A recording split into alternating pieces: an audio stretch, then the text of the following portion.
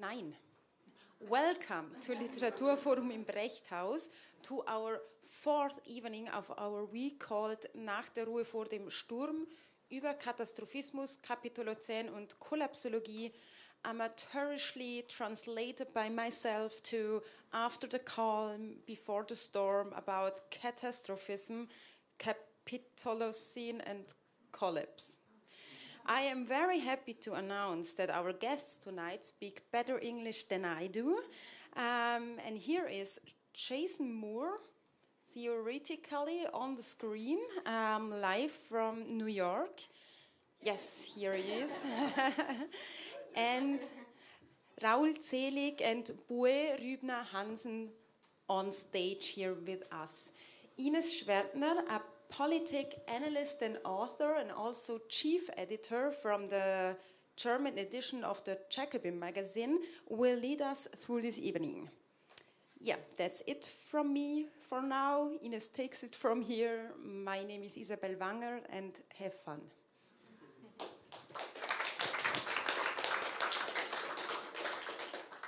Yeah, thank you, Isabel. Ooh, that's pretty loud. Is it okay? Okay, Jason, can you hear me? Okay, cool. I have to look into this camera so that it seems like I look at you, whereas you are here. It's a bit strange, but okay. So welcome, and thank you for coming to this discussion. I'm very much looking forward to it. We're going to talk about the Capitalocene and why we rather talk about this than the Anthropocene, which is the term that probably most of you know, and that I guess is more like in the mainstream kind of discussion about this.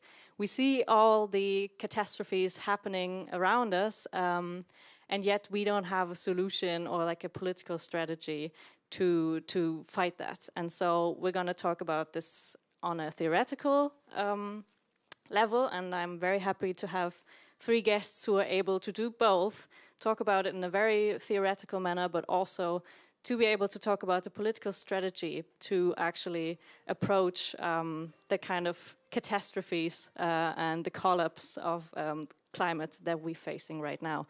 So I'm very happy to have you all here, and I'm going to begin with you, Jason, who's on the screen with us here. We're very happy that you could make it. It's like noon at your place in the state of New York, right?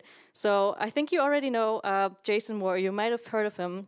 He's an environmental historian, professor of sociology at the Binghamton University in the state of New York, as I said, and he wrote this book that just came out in German. It's called Capitalismus im Lebensnetz. It's Capitalism in the Web of Life. It was published 2 years earlier in English, and you have spread lots of discussion was spread around this book. In the German context, it's not that debated as widely, which I think is a pity, because it's actually, to me, one of the most like enhancing Marxist approaches that I have read in the last years, because he's combining a critique of capital and about a class conflict, but also he's combining it with critique of imperialism and racism, and he's also taking into consideration unpaid labor and like feminist political ecology and also economy. So I think this is like a really wide range that only a few Marxists or scholars actually take upon. And as I think, and you might want to correct me later, I think this is a new approach in a sense that it's not new, and you're saying it's not a theory, but it opens up a space for discussion. And I think that we should take the chance tonight to use your kind of space that you're creating with this web of life and this world ecology approach in order to talk about political strategy. So thank you, Jason, for being here with us tonight. And for you, it's noon, but still, thank you. And also we have Raul Zelik with us. He's on the left. Welcome, Raul. He also has a really great book that I'm happy to show you. It's called Wir Untoten des Kapitals, über politische Monster und einen grünen Sozialismus. It came out last year at Surkamp, and we had the book launch more than 1 year ago. It was on the streets of Kreuzberg. It was really cool. It was the last event that we had before Corona, I think, or like in the beginning. So I'm glad that we are now talking about it again. And yeah, you will have to explain to us what green socialism means then. Could that be one solution to the problem? And in case you don't know, Raul's work, he's also like an author of many novels and other works, translating books. So yeah, look up what he's written. This one is a great book, but the others are too. And then we have Bo Rübner Hansen, Boe, right? It's called in Danish, okay. He's a researcher at the University of Jena, which you might know, the Institute for Sociology. It's one of the few places in Germany where you can still have like critical research in the way that Boe does. So yeah, he's a postdoc in intellectual history at the Institute of Sociology, and he's also an editor of Viewpoint magazine, and you can look up his essays and articles at Viewpoint and also, like, I guess in other magazines, but this is your main reference. So yeah, I'm happy to have you all, and the evening will like be as follows, or as I have imagined it, that Jason will give a short keynote because, as you can see, his book is really large and there's a lot to understand about the Capitalocene and politics. And after his short keynote, the other two will be able to ask questions and comment on that. And then we have some questions between us, and then I would like you to also ask questions if you want to, like, don't feel pressure to do so, but I think debate is always a good thing. So we could use the end of this discussion also for you to ask questions, because I think this is an extraordinary panel, and I guess lots of questions will come up. But yeah, so for now, Jason, the floor, I give you the floor, and please start with your short keynote on the Capitalocene. What does it mean? Wonderful. All right, I will keep this to about 10 minutes. And I'll begin just by thanking everyone for this wonderful opportunity with all three of you to enter into a conversation.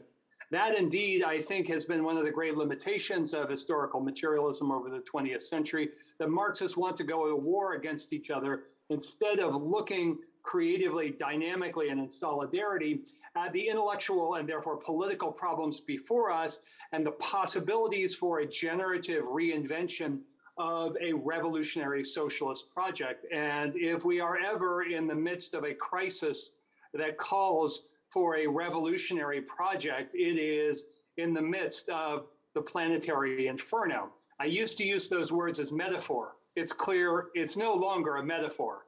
We are in the midst of the storm, not in the calm of it.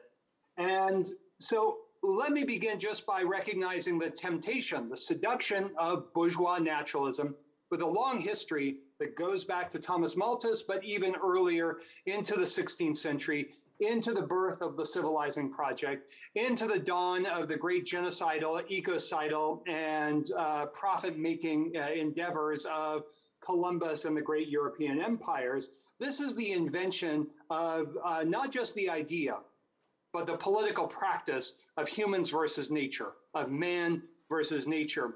And to quote the great Claudia von Werohoff, nature is everything the bourgeoisie does not want to pay for, which includes, as you heard in the very, very kind introduction, includes the unpaid work of humans and the rest of nature. And so from that standpoint, I want to resist the temptation to succumb to the major categories of bourgeois naturalism, again, man versus nature, which include this absolutely disastrous and pathologically dangerous term, age of man, Anthropocene. So the Anthropocene, as we know, is a geological construct that the scientists, as ever, have in their great arrogance said, well, we can figure out historical change, we can figure out human affairs, and in the process completely ignore all the dynamics of conflict, of class, of states, of empires, of everything else in the making of class society, not only the class society of capitalism, but the class societies from the middle of the Holocene, that is between 6,000 and 8,000 years before the dawn of class society, which in fact creates the conditions for this long geological era, the Holocene, meaning recent era, the Holocene, which is an era of unusual climate stability. As Rübner and many others have demonstrated, it was the dawn of agriculture and, in my interpretation, the dawn of class society that acted as an Archimedean lever to stabilize the relatively warm and stable climate of the Holocene, which in contrast to the previous interglacial periods did not, as we know, revert into another major ice age, into a major glaciation. That's really significant because the Holocene that began 11,700 years ago, that was then sustained by the dawn of class society today, dawn of class society 6,000 to 8,000 years ago, rather, is coming unraveled today. And so it's very important that we take seriously the geological contributions, and that as historical materialists, we refuse the arrogance of the climate scientists in refusing to take seriously the core problems of historical materialism, which, by the way, from the beginning were about climate and webs of life. When Marx and Engels introduce their classic statement of historical materialism in the German ideology, arguing against the young Hegelians, arguing against a mode of thought, which, by the way, has become dominant, a mode of debate which has become dominant among eco-socialists, that we're going to throw phrases against other phrases. No, we're going to look at the actual history of class society. And they begin, Marx and Engels begin by saying that we need to look not only at the geographical and climatological conditions, but to look at those and their history of subsequent modification. And that's a direct quote. They probably say it better in the original German, but we were going to look at not just the natural conditions, so-called, but their constitutive transformations of environments through the making of class society. So in other words, the Capitalocene takes seriously the historical materialist premise that class society operates with and within webs of life. That is not man versus nature in the sense of billiard balls colliding into each other. No, it is, in the tradition of revolutionary dialectics, a mutually formative dynamic of historical change. And so what the Capitalocene does, and I'll just lay this out in a few minutes, is first and foremost, it is an argument about the origins of planetary crisis, when and where. Our position is 1492. There is a historical debate as to whether one wants to begin in 1492 or 1830. Let me say that yes, indeed, the advent of large-scale industry represents a crucial amplification of the relations of power, profit, and life that were first established in 1492. Most fundamentally, we are looking at the dynamics of capital accumulation and class struggle in its many faces since 1492 in establishing the conditions for large-scale industrialization in the 19th century. So this view takes an anti-imperialist critique seriously, and it refuses the Eurocentric critique of class formalism. That is, the very kind of narrow class formalism that led European social democratic parties into war in 1914, that led famously the French Communist Party into failing to support the national liberation struggles of Algeria. Our approach takes seriously the anti-imperialist class struggle critique of Luxemburg, Fanon, Wallerstein, Maria Mies, and many others. So this is a way of thinking through capitalism in the web of life. And that means to take seriously not only power, profit, and life as dynamic processes of environment making, of class struggle, of power creation, but it also points towards the tyranny of the ruling ideas, again, from Marx and Engels, what I call ruling abstractions of man versus nature. And it points out that taking the constructs of humanity and society on the one hand and nature on the other are not only interpretively misleading, they are also practical guidelines for the exercise of power. And what was it that European empires discovered upon landing on the new shores of a new land? What is it they discovered? They discovered that the inhabitants there were uncivilized, unchristian, undeveloped. They were irrational. They were savage. And it is here that we find the genesis of capitalism, not only as an economic system, but as a system of power and domination that relies on super exploitation. Above all, the creation of modern sexism and modern racism in a crucial moment of capitalist history. It occurs between the years 1550 and 1700. That is the moment of capitalism's first climate crisis. That is a climate crisis partly due to natural forcing, which we can talk about, and partly due to what Maslin and Lewis, the great geographers, call the Orbis spike, the global spike, the reduction in carbon dioxide concentrations as a result of the New World ecocides and genocides. If you have learned a familiar story of the invasion of the Americas, it was a biological accident, that 95% of the population died, let me disabuse you of that narrative. While some share of Native American populations would have died, the driving force behind this dynamic was a search for cheap labor. This is now very well established in the historiography decades after the great environmental historian Crosby. Now, to conclude, why this speaks to the issues of revolutionary strategy today. And I want to just highlight, I think, two major sets of issues. One is that it is in this era of the long, cold 17th century that I just mentioned, in connection with the Orbis spike and the most intense period of the Little Ice Age, that we see the plantation revolution, the financial revolution, the maturing of the capitalist military revolution, all of which signaled a profound dynamic of what I'm going to call planetary proletarianization. And it involved at least three major moments dialectically connected. One, of course, is proletarianization properly conceived. That is the expansion of the wage-labor relation across the European heartland.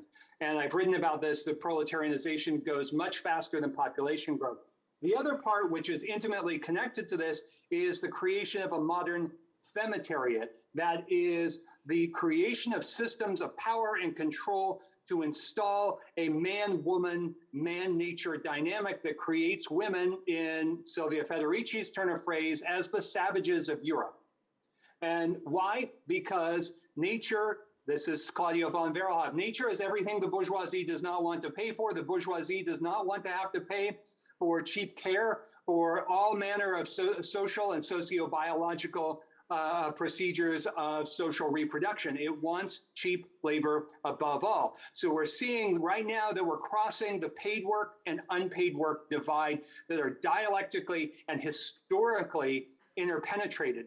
And finally, in an overlapping category, is the creation of nature with the uppercase N. This is the creation of what I will call the biotariat, after the poet Stephen Collis. The biotariat is all of those forms of nature, human and otherwise, mobilized in service to a good business environment, mobilized and dominated in order to advance the rate of profit. So here is the biotariat, but it also is related, its cognate ideological form is Prometheanism. And of course, no civilization has been more Promethean in its aspirations than capitalism. So one dynamic of solidarity and struggle is precisely asking, how do we put together politically an alliance of proletariat, femitariat, and biotariat, which are not separate categories, but heuristics. They are different dimensions, overlapping and mutually constitutive dimensions of the planetary proletariat. And this carries us into a recognition that the climate class divide, climate patriarchy, and climate apartheid are not the results of the geophysical crisis of the overaccumulation, if you will, of greenhouse gases. They are the causes, they are the drivers of today's planetary crisis, which knits together a crisis of the biosphere, a turning point in the biosphere, a crisis of accumulation, and a crisis of political rule. We can tease that out. Finally, on the question of direct political implications, I'm increasingly concerned that in these discussions around green socialism, and Raul, forgive me, I haven't read your book, but I look forward to using my impoverished German language skills to do so, is an unwillingness to look at two of the greatest problematic elements of 20th century history. And let me try to say these in 2 sentences, and we can go beyond in the discussion. One is the history of we had to destroy the village in order to save it. This is the classic statement of imperialism and the civilizing project when confronting projects of national independence. Never mind communism, although that much of that was in the history of the 20th century. So we need to look at the willingness of the imperialist forces, not only to allow the climate crisis to unfold, but to mete out the most devastating and destructive response to any attempts to oppose the imperial system. And that's one part of it. The other part of it, specifically in relation to the Green New Deal and other green social democratic politics, is we have to look at the last great high point of left-wing social democracy in the mid-1970s. This was also the Euro-communist movement.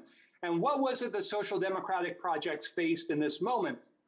Military and intelligence-led coups. You can think of the Wilson government, Labour government, overthrown by the connivance of British intelligence in the mid-1970s. That's not a conspiracy. Go read up on it. Of course, the disciplining of the Palma social democratic government in the early 70s, Allende's refusal to mobilize an all-out civil war in the context of Pinochet's struggle. The Whitlam government in Australia, the left-wing Labour government there, was overthrown with the connivance of the Queen of England. Yes, indeed, the Queen of England.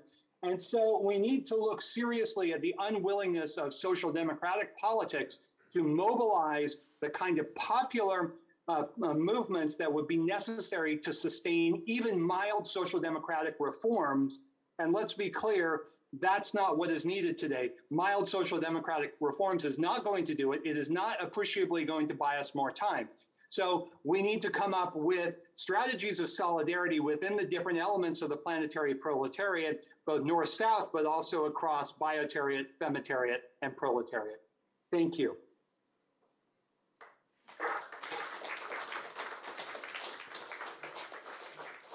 Thank you, Jason. I think that was a lot to digest for the moment. Thank you, indeed. And I guess Raul and Boo have something to react to that. I mean, I want to know from you actually now what when you like encountered Jason's approach, like what did that make to your thinking? Did that change something into your thinking? And what do you make of his suggestion with the proletariat, the femitariat, and the biotariat? Boo. I suppose I can go first, so that's okay. I think one thing that is a really important strength of Jason's work is not only his critique of what he calls bourgeois naturalism and the distinction between society or humanity and nature, but the proposal for a different way of conceiving this, which is society and capitalism, etc., in the web of life. And I think this is a crucial adaptation of a concept from ecology. An ecologist called Fritjof Capra is one who's developed this concept that has been proposed long before him. But the basic idea is that we have to change our perception of the ways in which we reproduce ourselves from social reproduction going on over here and nature going on over there, and then you have a kind of relation of externality to understanding that we are embedded in the web of life, and we can be so either in a way that is careless and destructive, which of course has to do with specific economic systems, capitalism, or we can be embedded in a way that's careful. So it opens to a feminist rethinking of what transition means. It opens to a feminist understanding of how we can not only fight fossil capitalism, which is of course urgent and necessary, but also how we can repair our relationship to other species and ecosystems within which we find ourselves currently existing in a highly destructive way. So this is something that I've learned from Jason, and I think this is a crucial thing to hold in mind, that we need to connect the critique of capitalism with concepts that allow us to imagine another way of being in the world. Yeah, for me the book was so interesting because, well, I think those who we are in political parties or organizations, we all know these discussions about social issues and ecological issues as opposed. And I think it's not so new, the idea that that there has to be a dialectic relationship between both areas. And indeed, you find these ideas already in Marx's writings. There's a very interesting book from Kohei Saito about rereading of Marx excerpts, which I really find very instructive too. And you have this eco-socialist discussions from all this group of John Bellamy Foster. I know that you have we had some struggles, and I don't want to get into these struggles. But I think this is a really enriching literature which came up from the works of John Bellamy Foster. And I studied with Elmar Advater, and I know that there was an interesting eco-socialist debate in the 70s, 80s, I would say 80s more, in Germany. So I think what I really found interesting that Jason is trying to bring this debate further. Yeah, that it's not only this book. There are some studies, investigations about dialectic of how do you call this? Netherlands. Dutch, yeah, about Dutch hegemony in the Baltic countries, which I find is a really interesting case study to explain how you can explain world relationships, social transformation, and ecological transformation as interconnected. Yeah, so I think you can really learn these things, and I was not so convinced by this intent of building a mega theory. So I'm not so convinced of the notion, for example, of how do you call it, bioarchy. Yeah, all these.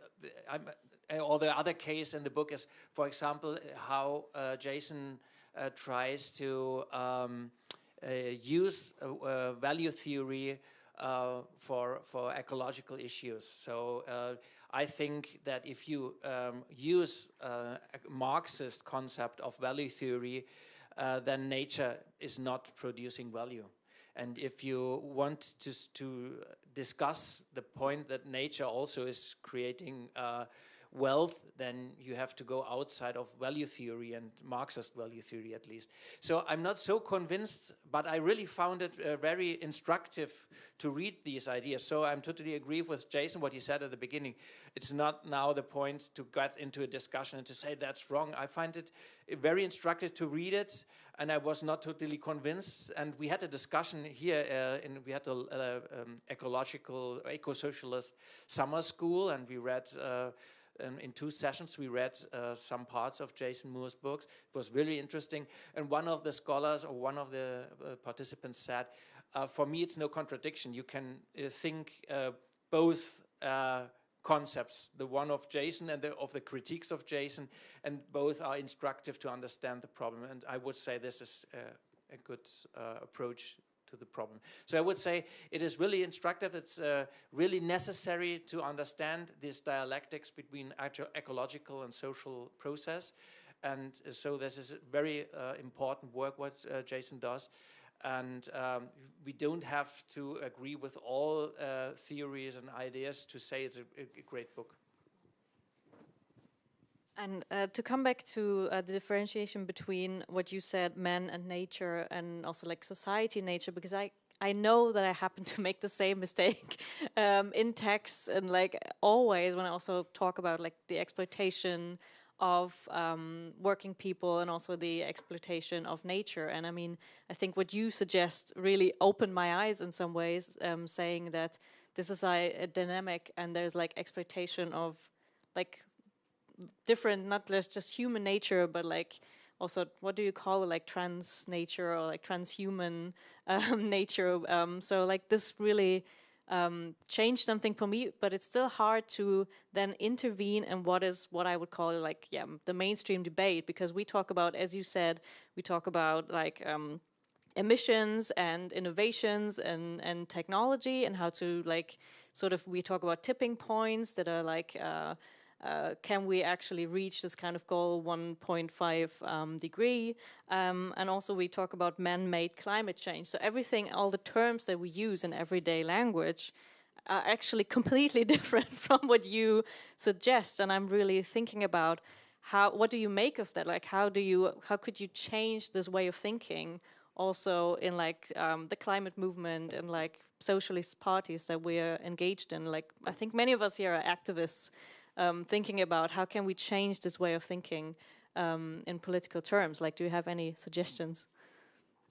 Well, emancipatory movements, starting with working class and anti-colonial movements, even in the 17th and 18th centuries, always insisted on a vocabulary, a social vocabulary of naming the system and articulating the relations of power and production, of justice and injustice. So it's very curious to see some eco-socialists saying, oh, this is just wordplay. The hell it is. First of all, we're dealing with the critique of ideology. But the second thing is that this is a dynamic that all emancipatory movements go through, that they insist on a vocabulary, an anti-systemic vocabulary of justice. This is true for working class movements, national liberation movements, feminist, gay, lesbian, queer, all manner of sexuality movements, feminist movements, go down the list. All insist that the ideological structures of bourgeois hegemony have colonized our minds and our vocabulary. And it is true that the words that we use to identify a problem are not only cognitively significant, but also politically significant. And so as activists will surely know, the separation of environmentalist from labor vocabularies of struggle, of race, anti-racist and class movements, vocabularies of struggle, the fragmenting of those discourses has stymied our imagination. So I think we need to confront headlong, or we need to confront directly man versus nature as not only problematic signifiers of words floating out there in the ether, but as crucial levers of bourgeois domination from the origins of capitalism, not least because not just the languages, but the actual practices of profit-seeking sexism and racism in their modern form are infused with naturalistic metaphors.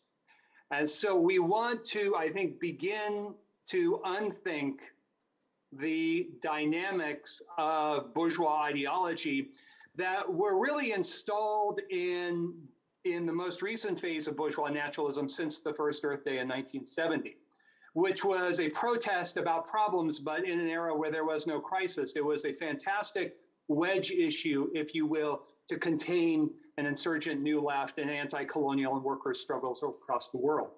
So that's what I would just remind people of, that these vocabularies are not innocent. And if there is to be a working class environmentalism, then we need to look at the ways that language and connection, what are we connecting, what are we prioritizing, are there. We need to move away from saving nature. We need to move towards a working class environmentalism that understands that what brings the working class and the rest of nature together is the Promethean drive to extract more and more paid and unpaid work. And just on that notice, Raul, I think we agree. I argued against nature producing value. I don't think that nature produces value, which would be a bourgeois naturalist conceit. And so it actually connects with this point here, that we are looking at a historical specification of what Marx says in the critique of the Gotha program, that we need to refuse to give supernatural powers either to labor or to nature, that we need to understand that this is a dialectic. Yeah. So that's a start. Cool.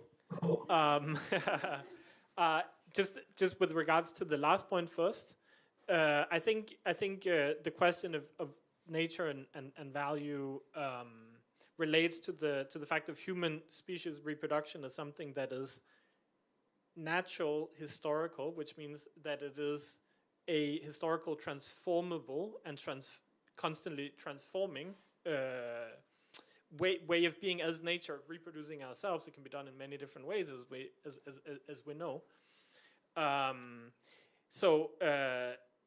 What has historically been understood as women's labor is not productive when it's unwaged, is not productive in a technical sense of value, but is productive of the conditions of value production.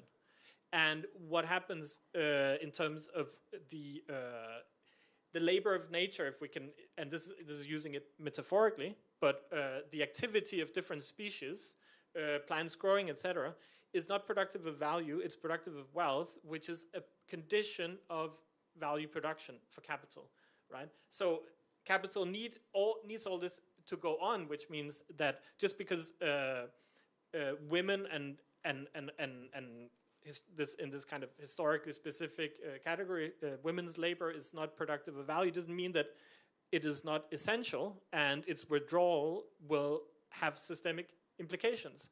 The same happens when you have the collapse of the fertility of the land, for instance. That means a collapse of the value production of the agricultural capitalist, of course. So that's the kind of value theory side. It's a little bit technical. In terms of your question about how we change the language, obviously, language and practice hang together, right? So let's say enslaved people, they were considered not human or not fully human.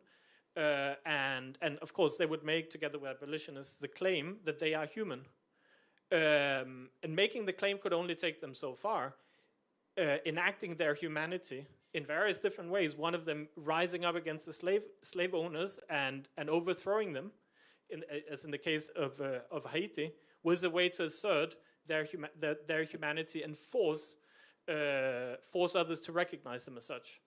So we have to connect these things, and we have to look at what are the ways in practice that we can relate to other species in a way that doesn't reproduce the distinction, the dichotomy between humanity and nature, but also what are the ways that we already are doing this, right? So just to take a very banal example, let's say that there is a meadow, or a beautiful natural area, we want to maintain it. So is it about protecting nature, or is it about protecting the life that we have passing through, which is, and the enjoyment and joy that we have, which is dependent on the joy of and the life of the different species that are there, right? So our well-being is, in a very immediate and in this case banal way, interconnected with the well-being of the different species that make up the meadow, right? And this is the same, obviously, on a planetary scale. When we talk about the biosphere, we're not disconnected from the biosphere, and we know that, right? And we know that when we engage in all sorts of activities, we know that it's messy. Do we call having sex, is that natural or is it social? Well, it's kind of both. It's natural, historical, and and we can do it in many different ways. So I think we have to get to those experiences where we're already readily able to accept that there is no strong distinction to be made between humanity and nature.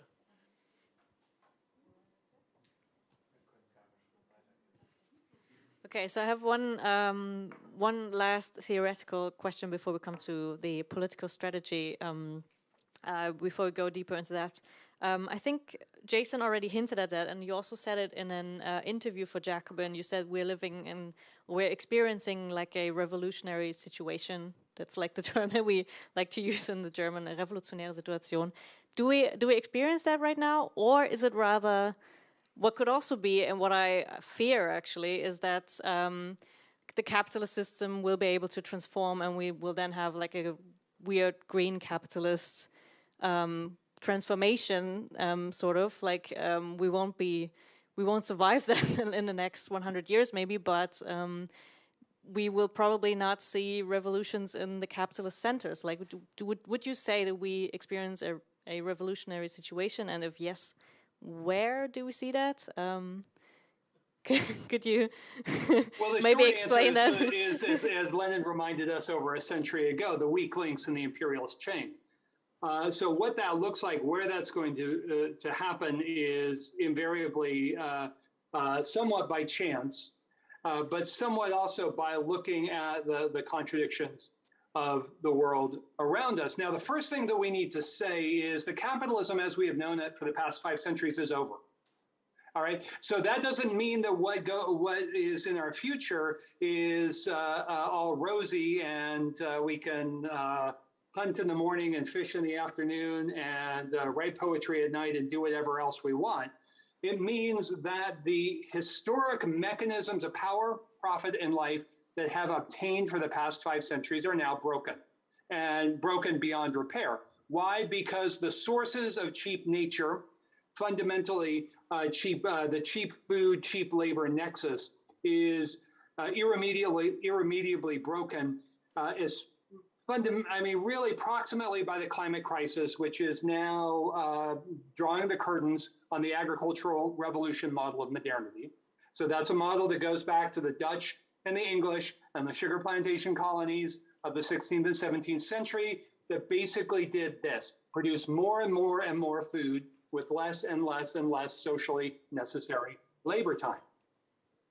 That mechanism of agricultural revolution is now broken. We can read in a recent number of Nature Climate Change that fully 8 years of productivity have been lost already due to climate change. This is not a Malthusian argument. This is a Marxist argument, because agricultural productivity regulates the price of labor power and the conditions of class struggle on a world scale. And so when these moments of agricultural revolution exhaust themselves, as they did at the end of the 18th century, then revolutionary upsurges tend to occur. But not just that. When the climate changes dramatically, ruling classes enter into severe political problems. This is true within capitalism, and this was true long before capitalism in the crisis of the 14th century, and even earlier, the crisis of the Roman West. So dramatically unfavorable climate changes are bad for ruling classes. They're bad for everyone else over the short run, but they are absolutely disastrous for conditions of political instability. So just to remind all of you, the 2 most dramatic moments of Little Ice Age climate downturns in the history of the modern world were in the 17th century, the era of great political crisis, and also the era where we get modern liberal theory of Descartes and Hobbes and everyone else, and then the age of revolutions in the capitalist Atlantic between 1780 and 1820. So that, which was the last great cold period of the Little Ice Age. These were periods of tremendous political instability, of war and upheaval, and so on and so forth. So we want to look at the question of crisis rather than revolutionary situation, I think, because that conjures up images of storming the White Palace. There's no White Palace to storm. There are banking sectors to socialize and nationalize and wield in the interest of the planetary proletariat, but there's no White Palace to storm. And we need to look seriously at that history of revolutionary upheaval as well, as I mentioned, which anti-communism has sort of brainwashed us into thinking there's nothing there. But in any event, capitalism, as we have known it, is basically a system of accumulating capital by appropriating the unpaid work of, to quote Maria Mies, women, nature, and colonies. It's a system in which socially necessary labor time, the whole zone of the cash nexus, depends on socially necessary unpaid labor. And that's coming to an end. Remember that capitalism is not a steady state. It has to grow or die. Here, I'm not as sanguine as people like David Harvey, that the reproduction of the mass of capital is increasingly difficult, and the signs of a great stagnation are everywhere. And the biggest problems of climate change and a climate class revolt have only just begun. So today we can see 19 trillion with a T, $19 trillion of surplus capital parked in zero or negative rate of return government bonds across the world. We can see that globally capital is becoming increasingly rentier oriented. So the amount of commercially invested money in real estate has gone from 6 trillion to more than 9 trillion in less than 1 decade. So there are serious questions of the great stagnation of capitalism that are inducing a transition. And again, we're seeing this, and unfortunately, we're seeing in their very divergent ways, China and the United States pursuing various, I think, courses of transition, programs of transition to a post-capitalist class society in which politics will be in command. The Chinese with Belt and Road are being much more sophisticated. The US, at the end of the day, has the world's largest armory. It has the world's largest military. And even though surprisingly the US is withdrawing from Afghanistan at long last, the overall thrust of the American project is to ensure that cheap natures of one sort or another can continue to flow to the places they need to go in order to enhance the capital accumulation of the American imperial bourgeoisie. So in the era of climate crisis, we need to recognize that capitalism is essentially done for as we have known it. That doesn't mean there won't be finance. It doesn't mean there won't be proletarians. It doesn't mean there won't be markets. But all of those existed before capitalism, too. Too often we have a textbook version of what capitalism is. And capitalism is a system of endless accumulation that relies on militarized accumulation and a Promethean impulse to appropriate the unpaid work of women, nature, and colonies. That has to come from frontiers of cheap nature, and the climate crisis, amongst other dynamics, signals the end of cheap nature, indeed the implosion of the cheap nature model, where previously costs could be put onto the web of life. No longer. The contradictions within the whole web of life are now feeding directly and intimately into the dynamics of accumulation, as the pandemic, by the way, underscores. So those are a few thoughts.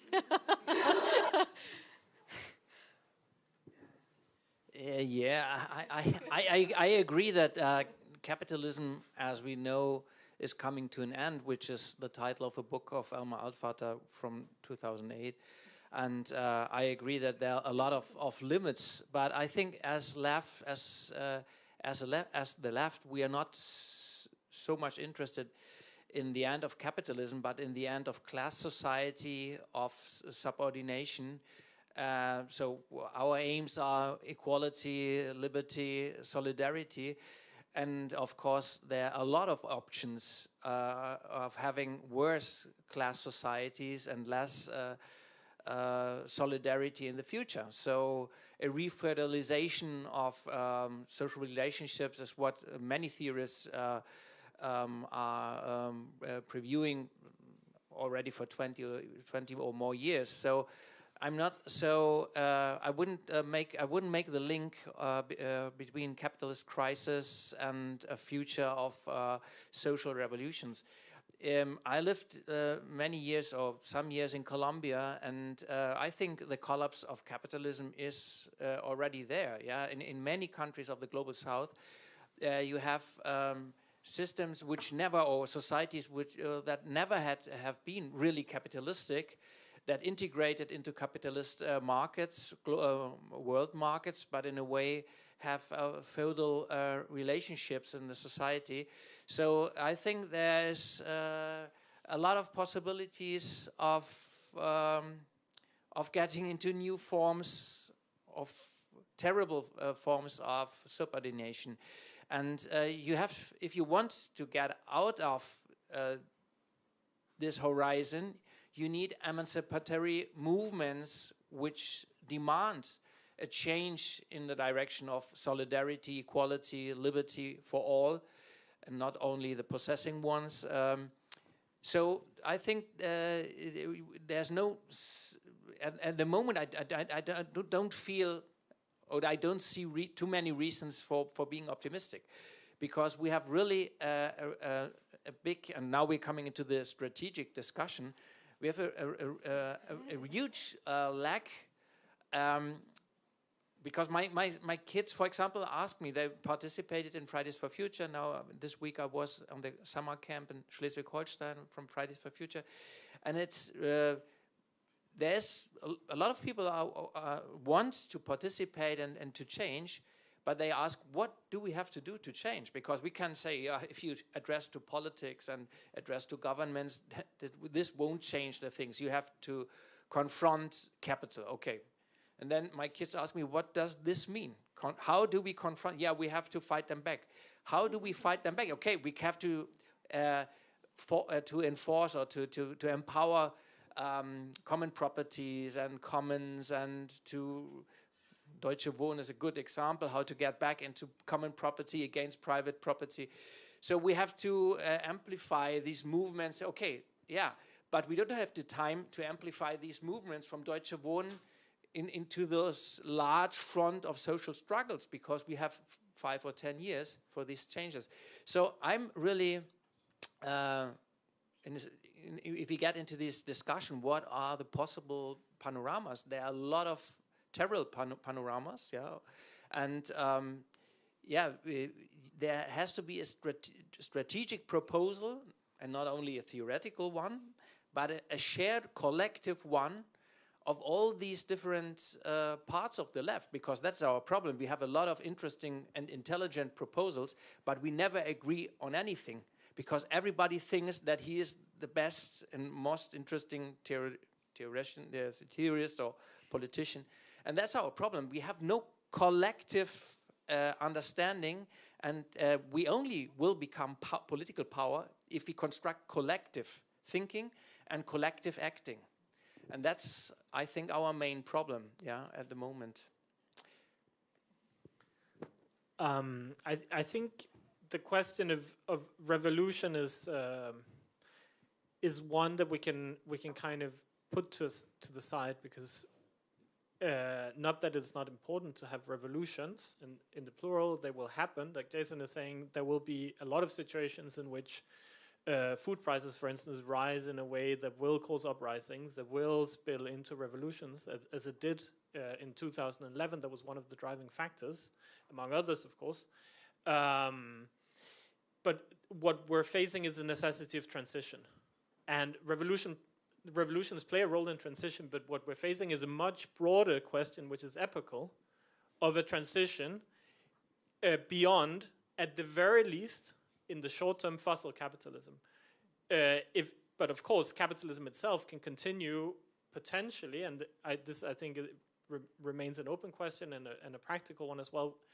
But capitalism might be able to continue as non-fossil capitalism, and that will still be hugely destructive, and that will slow down destruction, but it will not stop destruction of the planetary life support system upon which we depend and which we shape in so many ways through our participation in capitalism, whether it's fossil driven or not. So the question is one of transition. And I like to go back to Marx and Engels, not because they had all the answers, I don't think they did, but I think they had a really good method that we can learn from, and using the method we can come up with the right questions quite often, which will have other answers because we're in a different situation now, but also because some of their answers back then might even have been false, who knows. That's a kind of academic debate at this point. But in terms of the method, one way that they posed the problem of the overcoming of the current state of things was to say, this is not a question of a utopia or a plan, it's a question of the real movement that abolishes, aufhebt, the current state of things. So what is in the word Aufhebung is on the one hand negation or abolition, and on the other hand transition into something else. And why are they connected? They're essentially connected because if you just abolish what is an economic system, what you have is a mode of non-reproduction. It's suffering, right? And capitalism still feeds people, and some not at all, but great masses of people have their daily reproduction through the capitalist destruction of ecosystems and exploitation of labor, etc. But it feeds people. So just negating, abolishing capitalism or fossil capitalism would mean at the very least, if you did that immediately, it would mean rapidly rising energy prices, rapidly rising commodity prices, and mass suffering under the current conditions of class power, because the bill would be passed on to consumers, to workers who would lose their jobs, to welfare recipients through austerity and so on. So there needs to be transition at the same time. Abolition is not enough. And so what's in transition? I mean, there are a lot of proposals for transition that presume that we do the transition first and then the abolition comes all by itself, right?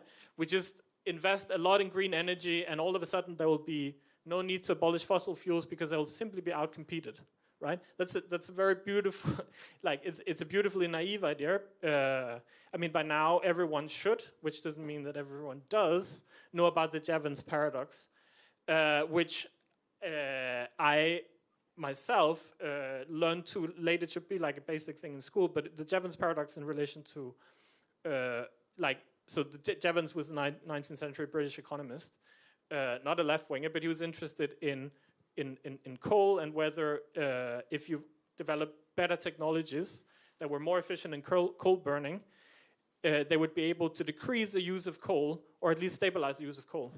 And what he found was no, efficiency in coal burning simply increases the amount of coal available, lowers the price of coal, so it fuels growth in coal-using industries.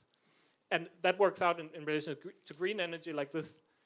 If the more green energy we put on the market without abolishing fossil fuels, the more energy is available, the cheaper is energy, the more we fuel growth, which means that it doesn't, by any natural mechanism, replace coal or oil or fossil gas, right? So there needs to be abolition. It's simply not enough to talk about transition and imagine that abolition will take care of itself, and abolition will have to happen within the foreseeable future. And so, you know, that's the other side of it that I would like to stress. Abolition needs to happen urgently, and it needs to happen with the urgency with which people fought for the abolition of slavery. That seems very clear, and slavery was not abolished through the vote.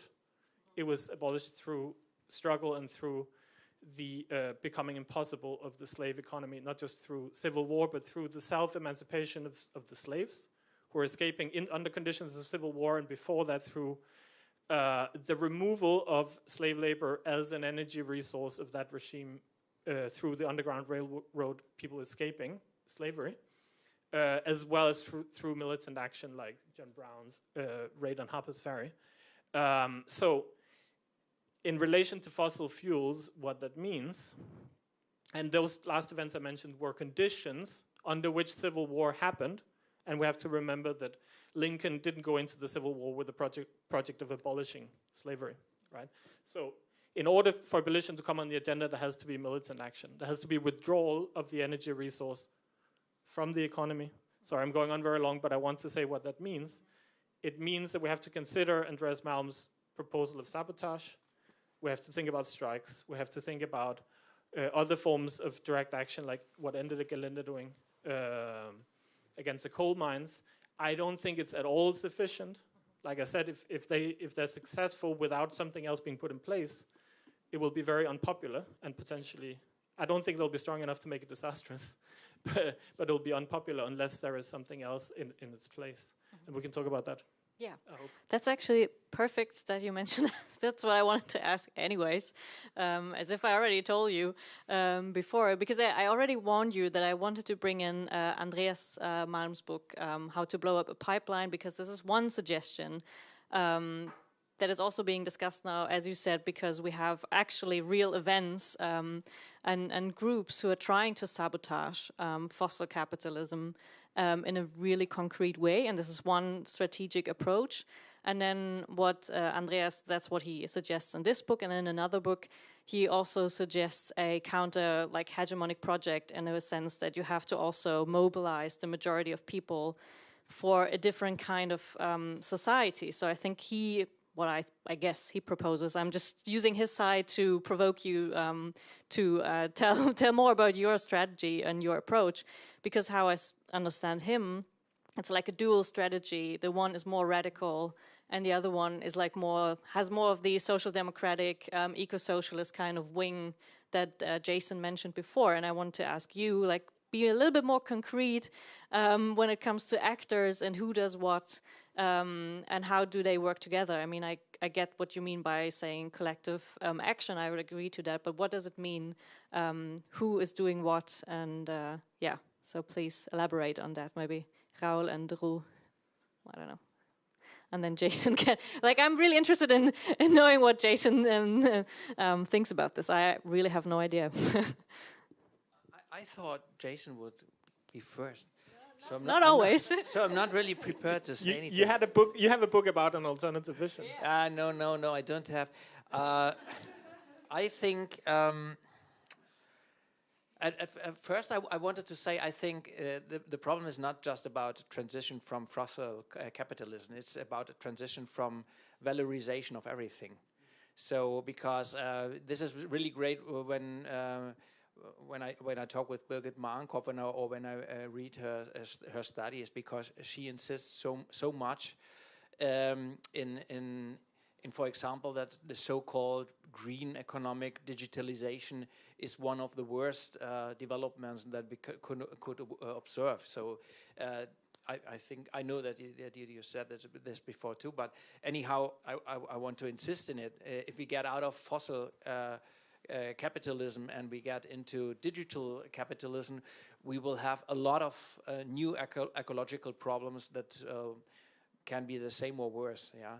So what we have to stop is the process of valorization, and that I think is why we should insist so much that the ecological struggle is a struggle against the core of capitalism, of the capitalist need and aim of valorization of everything. So, and we have to stop it in all areas possible. This is the reason why I mentioned Deutsche Wohnen and Eignen. Of course, it's not an ecological movement, but it's a way of stopping the process of valorization.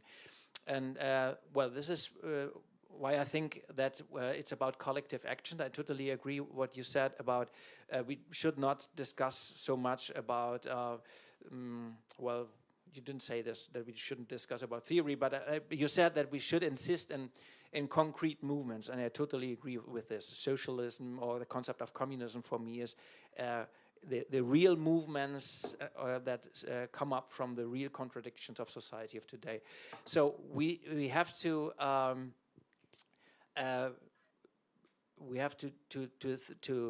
look what social struggles come up, and this is totally previsible. You say this, yeah. For example, mentioning another one's Colombia. For me, it was totally unthinkable. We had now a post-COVID insurrection in Colombia, about 3 months of social insurrection. And the most astonishing or surprising thing was that it took place in neighborhoods that were totally controlled by drug dealers or by mafia groups. So we had in Colombia some regions of urban areas which were under influence or control of leftist guerrillas until the early 80s or mid 80s, and then passed totally to the cartels. And now we have neighborhoods where we have organization of young people, and it is interesting because they practice solidarity, and they build up this common kitchens where everybody eats together. And we thought that this was these were lost neighborhoods. So I think it's not so interesting to think now what could come up in the future, but there will come social struggles, collective struggles about very different issues, and we have to be able to get into these struggles and propose common practices with an horizon of an emancipatory horizon, and especially with practices of solidarity. So I'm not really sure if I gave an answer to what you asked, but I would say we have to connect this ecological and social horizon, and we have to look for collective struggles with emancipatory possibilities. This would be my So after socializing housing, we're going to socialize the banking sector, just like Jason suggested. That's a good project. Look at how the bourgeoisie responded to even the relatively tepid measures of left-wing social democracy in the 1970s. Look at the response that was meted out to it, and the utter capitulation of social democratic parties to those counter-revolutionary forces. Mm-hmm. Okay. Yeah, I mean, capital is not going to stand still for the socialization of banking. Probably not. No, I mean they're going to be rounding people up and putting them in prisons and sending the army into cities to ensure order. Yeah. And I was just joking because we have this vote on actually socializing housing in Berlin, and so everyone is talking about how difficult this is already. So it's not easy to organize a majority for. Because it has to do with the zero-sum situation of capitalism's great stagnation in the moment. Because one can, of course, go back to Red Vienna or go back to the Swedish Social Democrats' great housing programs and look at what was possible in an era of expansion, of economic expansion, underwritten by cheap nature. Those conditions no longer hold. Mm-hmm. Yeah? But you still have to answer my questions on political strategy. Boo, please elaborate on what exactly you mean. Who does so that's a question. The action? Okay, so what the strategy presupposes presupposes that you have some kind of collective agency, right? So I'm not here as a participant in any movement. Sadly, I have to say. But if I were, I would talk about the strategy of that movement. And we can have discussions within our movements and parties and trade unions or whatever of our strategy. But we cannot have a grand strategy because we don't have a grand subject. And I don't think it's quite possible to forge a grand subject except in a very precarious way in a very great revolutionary crisis, which will be in a specific location and situation. And obviously we'll have limitations and contradictions and so on. So I would say, like, I can't talk about strategy, but about the conditions of strategy, right? So we're all capable to very different degrees of strategizing in our individual everyday lives. If you have inherited 200,000 euros, you can strategize long term about where you're going to invest that money. Okay, am I going to buy a flat for myself or whatever? So you have a long time horizon because you have property, right?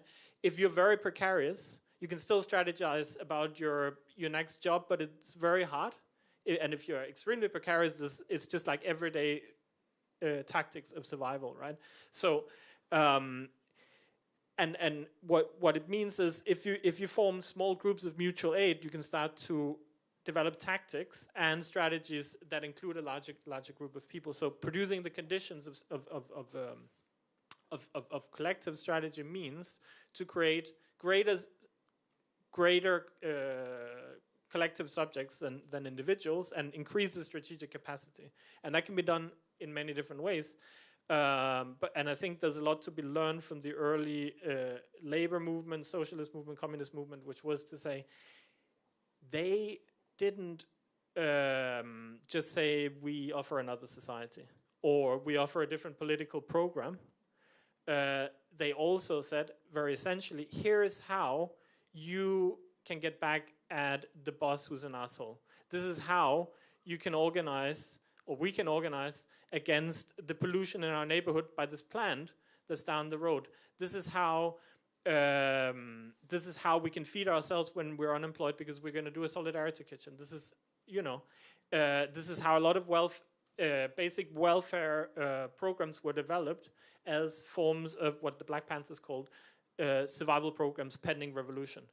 And this is essentially like trade unionism is a mutual aid strategy. to begin, like at its root, it's workers who engage in mutual aid in order to improve their conditions, right? And this is what has been greatly undermined by the kind of individualization of neoliberalism. So one way to talk about this that goes beyond or kind of tries to think the question of natural ecologies and social ecologies together is, how do we weave relations of reproduction that are autonomous, that create a collective capacity to act? How do we reweave social fabrics and social fabrics within nature?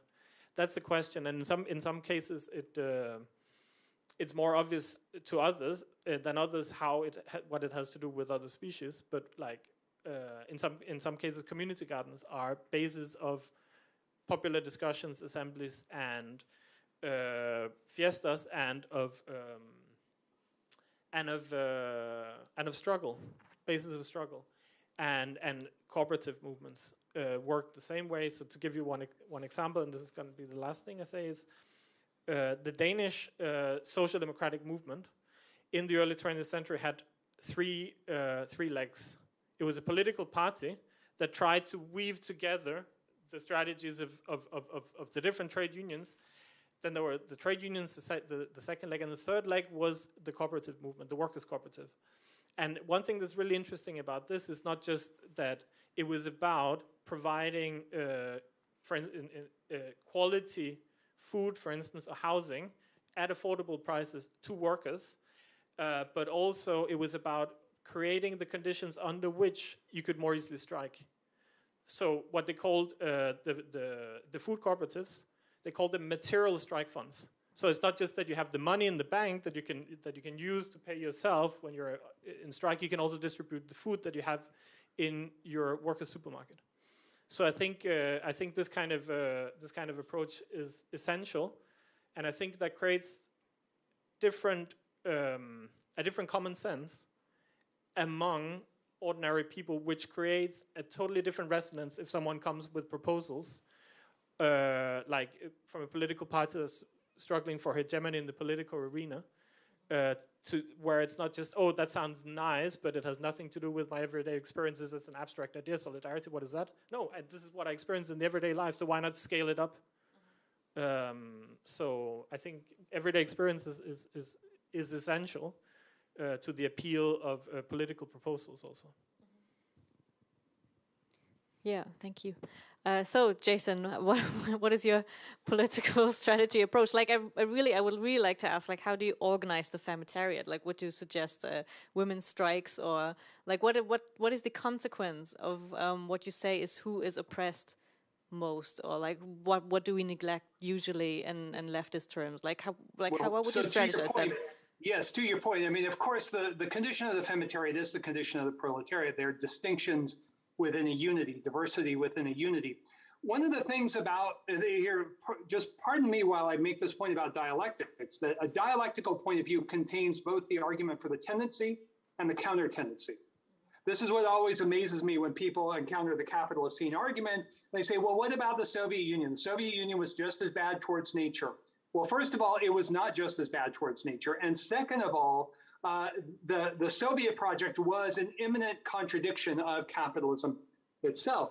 And so it's important to go back and look at the history of socialist projects, not least in terms of social reproduction. Just ask yourself, where would you rather be a woman in 1935 in Nazi Germany or in Soviet Russia? And there's no doubt as to the answer. So the relation, I mean, I'm less prone to the kind of clickbait Marxist sloganeering that we see in How to Blow Up a Pipeline, when somebody like Malm has no intention whatsoever of going and blowing up actually existing pipelines. So a slogan that you really have to unpack like that and explain isn't much of a slogan. It's like defund the police in the United States. A slogan you have to explain is not all that useful. But that said, I mean, Malm and I, despite his protestations of calling me a class enemy, agree on fundamental issues of working class agency and the need to organize the working class. It's just that Malm is not a very strong anti-imperialist, and you can see this from his fundamental text, Fossil Capital. There's no reason to call that era fossil capital any more than to call it slave cotton capital. Indeed, the fossil fuel revolution in England only occurs on the heels of a prior proletarianization, not only within England, but also the plantation proletariat, which is totally ignored. And it is only the decline in the price of cotton, as Marx reminds us, and it's backed by serious economic history, that allows for the rise of industrial capitalism. So that's crucial if we want to think through the question of revolutionary agency and the plantation proletariat.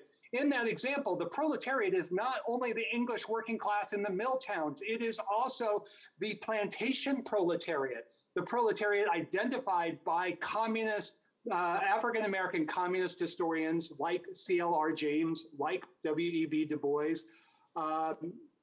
It was great to hear Boy mention the conditions of abolition. Of course, the conditions of abolition are not only the protracted class struggles by the plantation proletarians, but also by the availability of new streams of cheap nature precisely at the moment of the rolling abolition from the 1830s all the way until the 1880s. So it's and you weren't making this comparison, but many do. They say, well, we can decarbonize just like slavery was abolished. No, that's not true. The abolition of slavery did not take place in a great stagnation and at a moment of the colossal overaccumulation of capital. It occurred in very, very different conditions where most of the world, especially Africa, especially South Asia, and then China towards the end of the century, were opened up for capital investment and imperialist extraction. So I'm mentioning these issues because I think that they're actually central to the question of revolutionary strategy. And bringing up Malm at the beginning is great because he has this whole riff. Well, I'm an ecological Leninist because apparently being an ecological Marxist isn't dope enough or woke enough or whatever it is. But look at the Lenin that he appropriates. It's a Lenin that has nothing to do with Lenin at Baku. When Lenin realizes that the socialist revolution in the West is not going to happen famously after the defeats in Germany, but also Hungary and elsewhere. He realizes, and I'm not imputing any particular wisdom to Lenin, he simply could see where the action was headed. He goes to the great National Liberation Anti-Imperialist Conference in Baku and understands that the Archimedean lever of the worldwide class struggle in the 20th century is in national liberation movements. This is the fundamental position of people like Samir Amin, of Emmanuel Wallerstein, Frantz Fanon, many, many others in identifying the problems of Eurocentric class analysis, that we must have class analysis, but it must be an anti-imperialist class analysis. And to that, what I have tried to contribute is a wider set of struggles over, to your question, between paid and unpaid work. So the question of mobilizing proletarian feminism is very close to that of working class environmentalism, both of which have been subordinated by their bourgeois counterparts, bourgeois feminism, bourgeois environmentalism. In the United States, for instance, movements towards working class environmentalism, perhaps typified best by Lois Gibbs at Love Canal, the famous episode of toxic waste dumping and cancer clusters identified by Lois Gibbs and other working class women in upstate New York in the late 1970s, which gave rise to an anti-toxics movement, which was always opposed by environmentalism in the United States. And we can repeat that story many, many times over. Working class environmentalism was never environmentalism. So when we ask about the conditions of struggle, we need to, for one thing, insist that mainstream green politics go through its truth and reconciliation moment for the crimes against the working class, for its anti-immigration politics, for its nationalism and its soft position on imperialism. I'm not saying this rhetorically, I mean concretely. You can look at many episodes in the rich countries of the world with big green groups. In the United States, environmentalists refused to do anything around the war in Vietnam, and they supported NAFTA, the North American Free Trade Agreement, and broke the back of labor and popular opposition to free trade, which then opened the floodgates to the neoliberal ecological hellscapes that followed. So we need to look at mainstream environmentalism as part of the problem and to reconstruct a proletarian, a working class environmentalist movement that takes the problems of imperialism and the worldwide dynamics of class struggle, if you will, at its heart. So in that sense, I'm not sure that Andreas, if he were here, would disagree with that statement. But I think we also have to look at how people are reconstructing the history, because history is prologue to revolutionary strategy. Okay. I just saw that we have enough time for some questions from the audience, maybe if you want to. I mean, I have one big question left, but I have talked enough. So please, if you have a question, feel free to ask anything. You don't have... Auch auf Deutsch? Sure. Das geht, no? Yeah, sure. We can try to translate. Oh, yeah, okay. Yeah, please. No, I was looking for someone. Yeah. Good. Hello, thank you for this really thrilling discussion. It's like in a Netflix series. I love it. Very, very spannend, as we say. And thank you so much also for pointing out again and again, Jason, but also Boer, the feminist, that feminism is in the core of the environmentalist project that we need. And it is also interesting because this was also not written in history, not in the history of the environmentalists, and also not in the history of the feminists, by the way. And these currents have been marginalized, and we have to actualize them again. And because we cannot understand man and nature if we don't understand women and nature, and if we don't, women and men, and if we also don't understand enslaved and men. So coming from a feminist perspective, I will pose a question that maybe is connected to what you called mutual aid strategies, because I think, I don't know, for me, as also having been a leftist activist, I think that the left for too long had a very progressivist horizon about, our perspective was to have more rights, more wealth, more people. I mean, it was a very progressivist, industrialist, fossil horizon of liberation, and I think we are still not there to be able to think, what is this horizon actually? And with talking with the means of social reproduction in feminist strategies, of course, you talk about reproduction and regeneration. And having in mind the theme of this conference here about collapsology, and having heard Jonathan Franzen, who said in a very bourgeois way, one has to say, but on Monday said about that there is no, we are having the collapse very soon, right? So what you would do, and we have to prepare for the collapse and not to prepare for another progressivist horizon where things get better, which means in a feminist repair practice that we have to start to prepare for how do we manage the collapse, you know?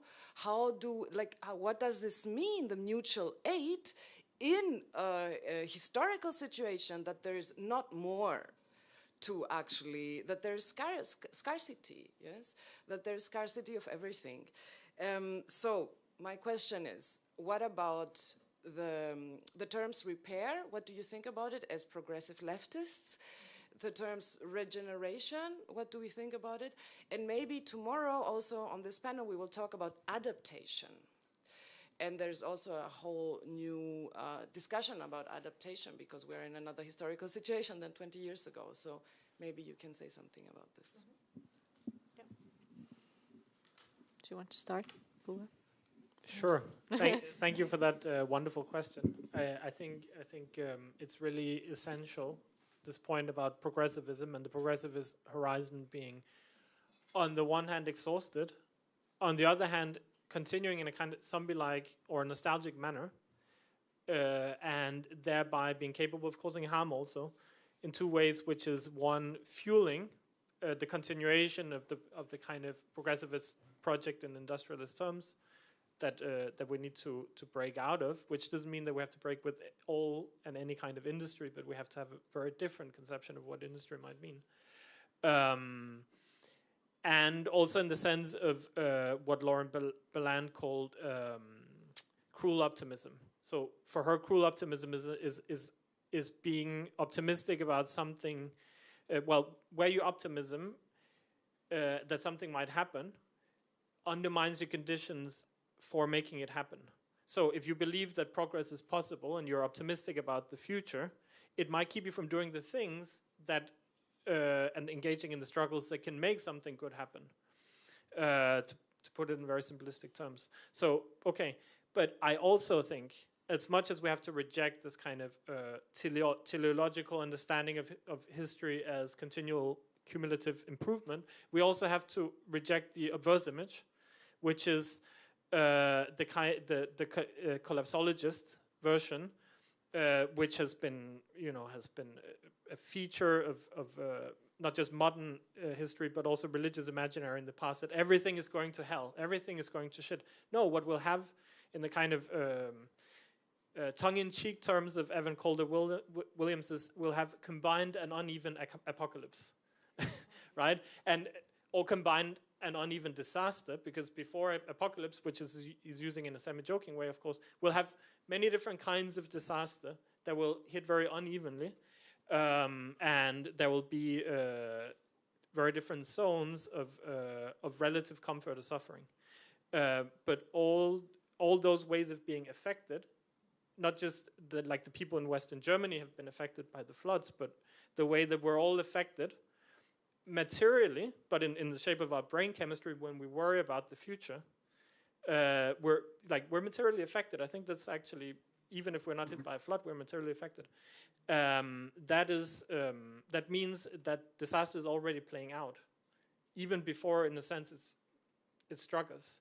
And I think this question of how do you struggle from the position of being affected, I think is really crucial.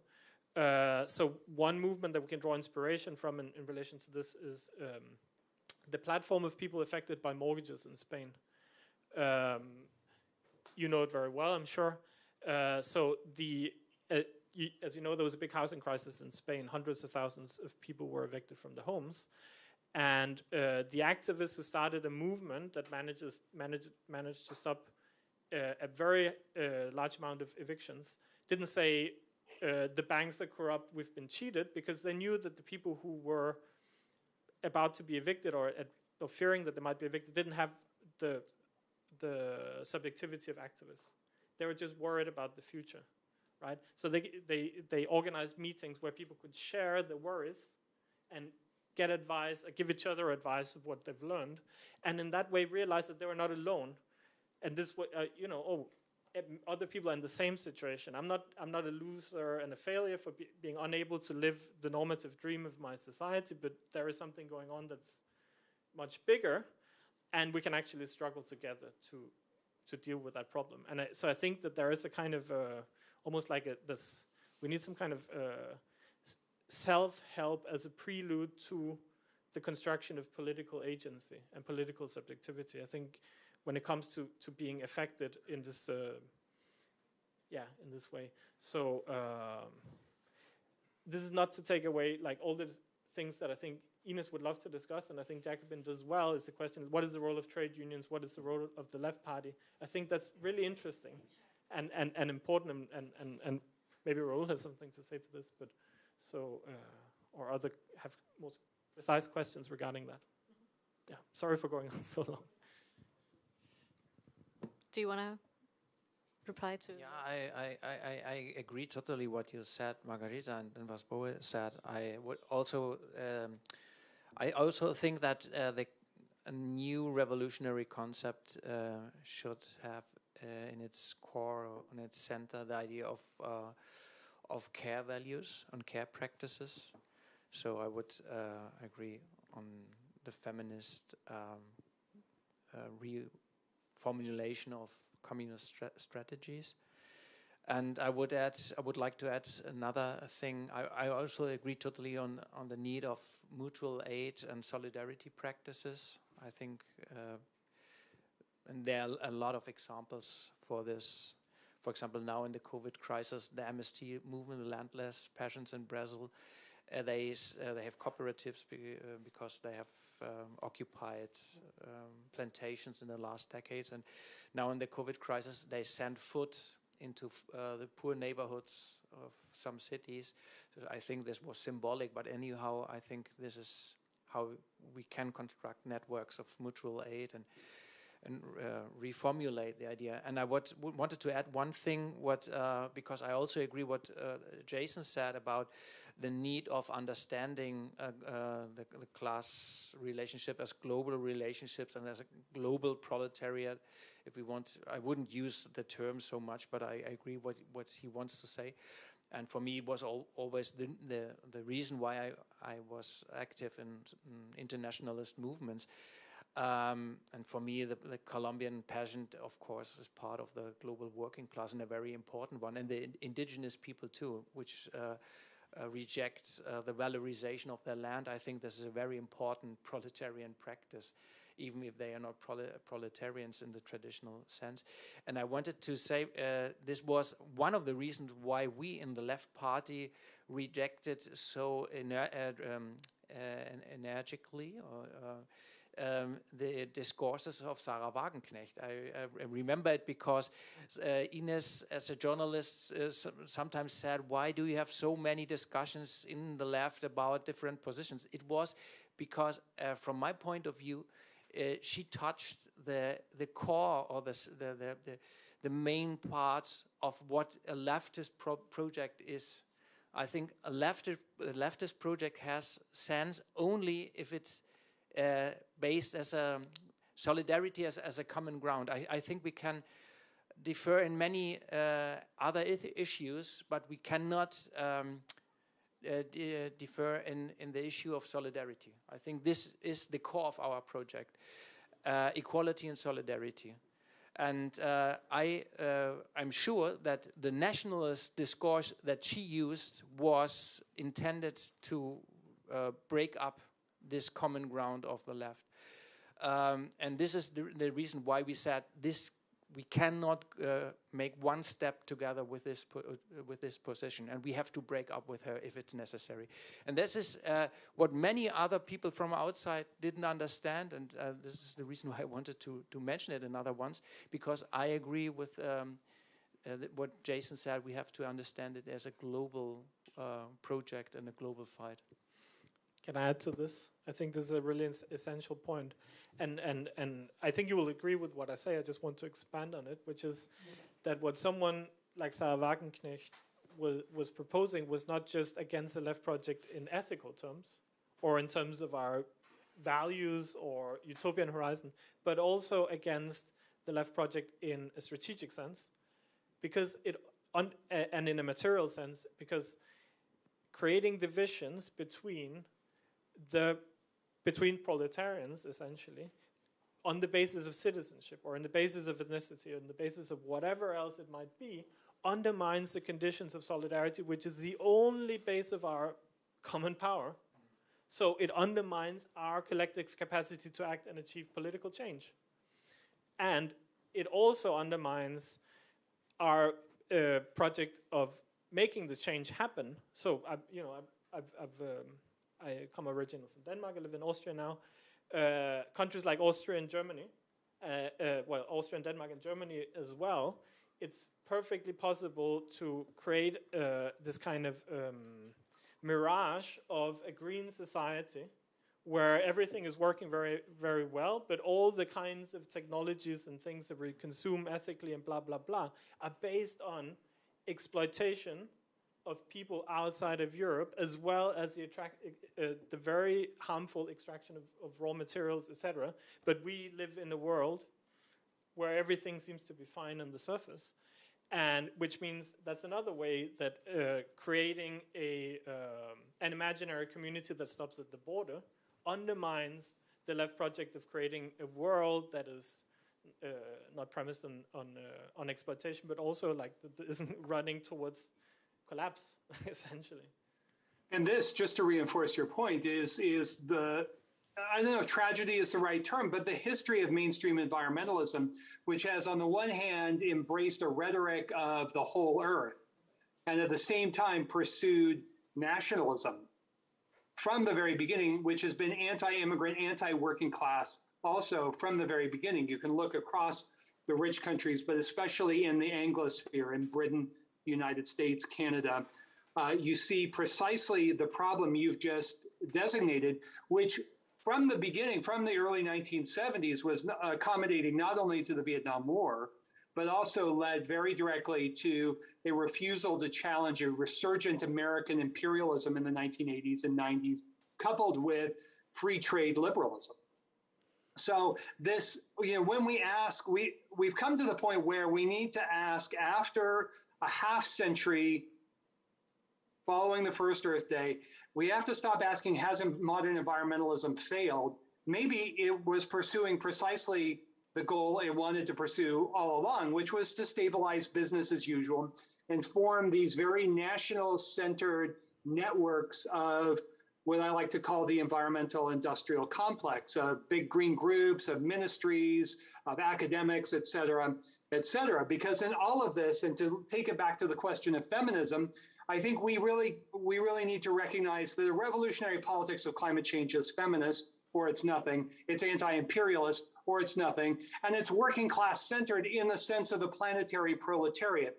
And I use that language, Raul, not the global proletariat, because of a specific constitutive tissue about how capitalism works. It puts wage workers to work through the cash nexus, but the normal form of the proletarian condition is always the semi-proletarian.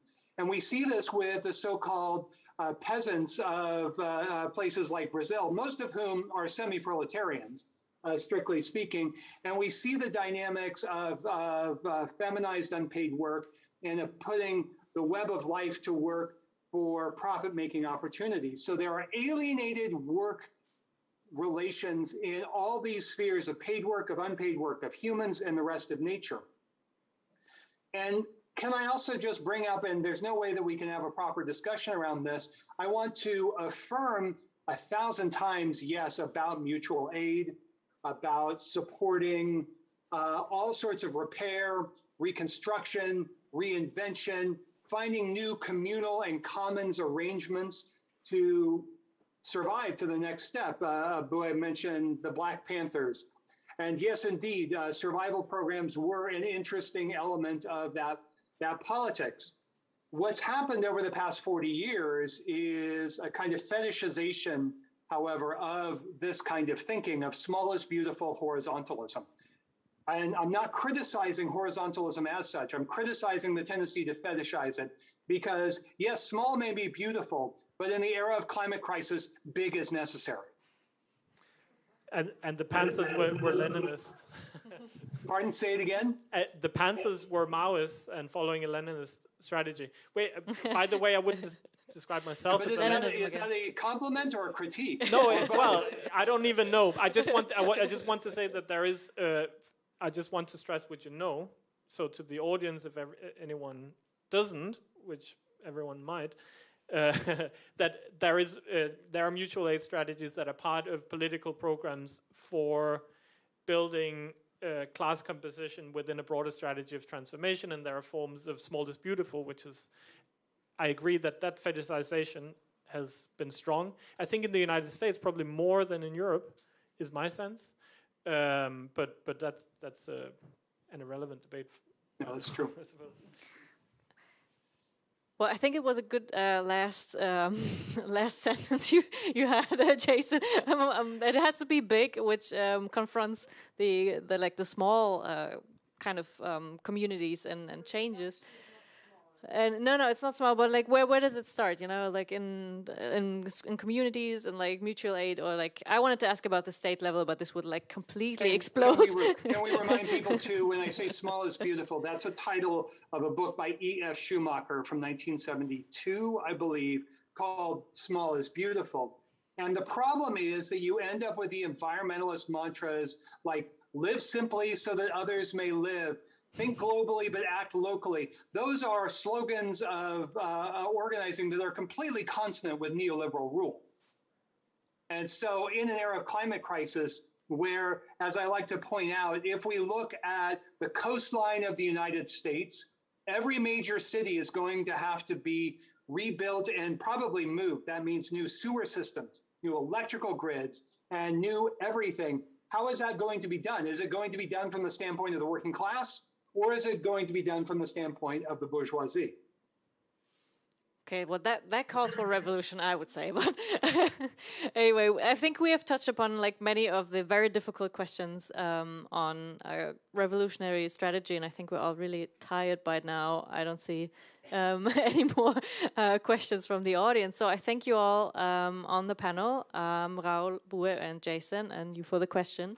And thank you for this discussion. And as I promised earlier, no, I didn't say that, like we have Raul's book on the book table outside, so you can get this, and you can also get Jason's book outside on the book table, so feel free to look into them. And I hope you have a great evening. Thank you to Brecht House and Literaturforum in Brecht House for the whole week, for Guillaume for organizing the whole week on collapsology.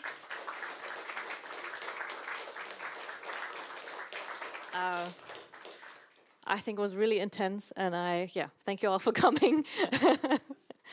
Thank you. Thanks for facilitating. Thank you.